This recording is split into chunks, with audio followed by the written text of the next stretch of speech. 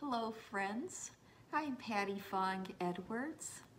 I am an avid Methodist mom and a violinist in the Louisville Orchestra. I recently started my YouTube channel for my ministry and my music, but today I'd like to share a personal message about how I saved my own life. I could not have done it without the doctors, but it started with me. Let me first clarify that I am not a healthcare professional, and I'm not posting this video to give you personal medical advice. I'm just passionate about safety and living a healthy lifestyle.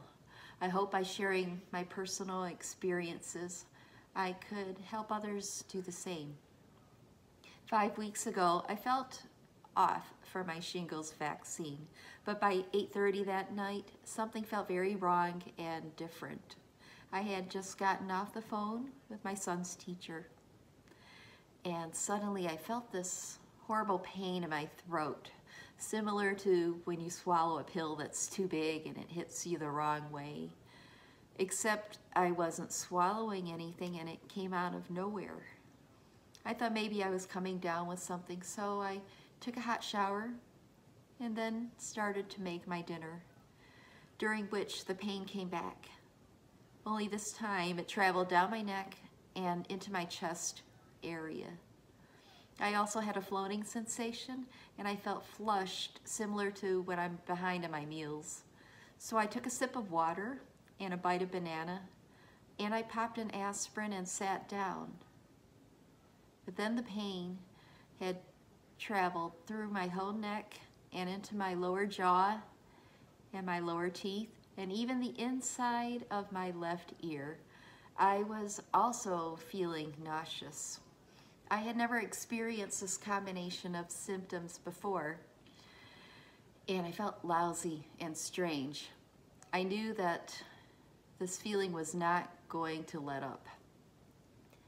Now, I've seen medical pamphlets and videos over the last years that recalled that these were possible signs of a heart attack. You see, cardiac events are not necessarily limited to chest pain. It can affect other parts of your body. I knew what I had to do. I calmly went to the phone and I called 911 and told them what was happening. I told them that I understood a heart attack was a strong possibility and that they had to come. The EMTs arrived quickly, and thankfully they did. They hooked me up to a few wires and took a snapshot of my heart. There was no clear indication that I was experiencing a heart attack. But they told me the only way to know for sure was to go into the hospital and have them run more tests. I said, let's go. Ladies, if your family suggests to you to page the doctor on call at your physician's office or text your wonderful neighbor who's a doctor, but you know something feels way off, stick with your first thought and call for the emergency. I did. They will get to you sooner. The signs of a heart attack are not always clear-cut.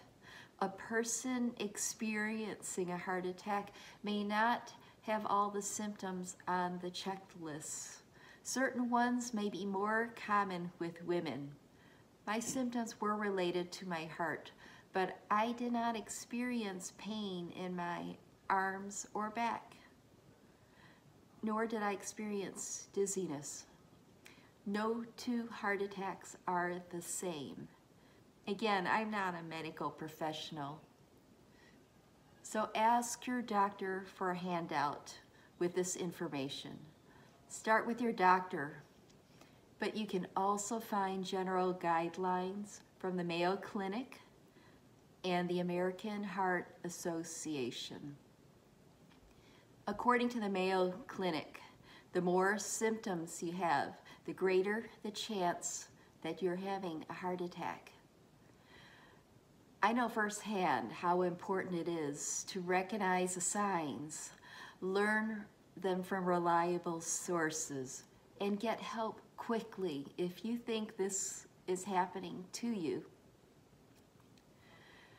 Remember, you are the first link. Increase your chances of survival and minimize the damage. If something does not feel right, do not waste time.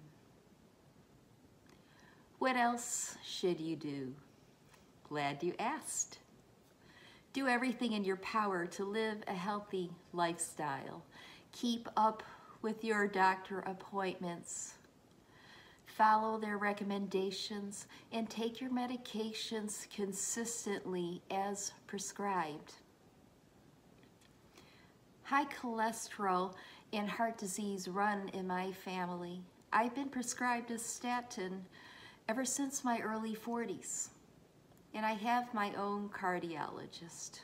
She ran a number of tests just weeks before this even happened to me, and that information proved helpful to the doctor in the ER. Comparing my recent EKG with the one that they took that night, he quickly recognized a change, a blockage in a small but less visible artery. Genetics aside, I don't fit the profile of someone who recently had a heart attack. 53 years old, I weigh 140. That's including COVID pounds. I get blood work twice a year, and the numbers look great. I'm not fast, but last November, I ran 4 miles, my first virtual race, in 49 minutes and 40 seconds. Not fast, but I pushed myself hard and I ran nonstop for those 4 miles. Also, my cardiologist had told me that I surpassed many of my peers in my recent stress test back in September. Again, I don't fit the profile, and that is my point. This can happen to anyone. I don't want to alarm you, but I just want you to be prepared and informed and proactive. Thanks for watching, and please share this video. Please check out part 2 of my story. I'll be sharing more about my experiences up close in the ER, thanking the hospital staff, talking about my cardiac rehab, and I'll begin with a funny video that I made while I was in the hospital. See you soon, and thank you again. Love you.